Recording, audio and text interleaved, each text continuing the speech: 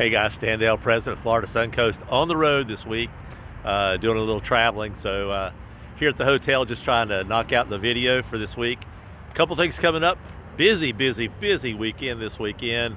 Jacksonville Caffeine and Octane on the 9th. Lakeland Cars and Coffee on the 9th. Naples on Sunday, the 10th.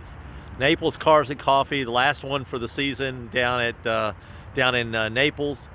On the 10th also, this is Meribeths. This is the Mar Horsepower Cup and Car Parade. Check that out. If you haven't made plans, you got 4 different options there for a lot of things to do this weekend. So take a look at that. Also this weekend, Sunday, is the big show in Cape Coral, the British, Italian, German car show. So check that out. Like a weekend with 5 events. Imagine that. We're off to the big races here. On the 19th, we have Bimmers&Dinner in Panama City.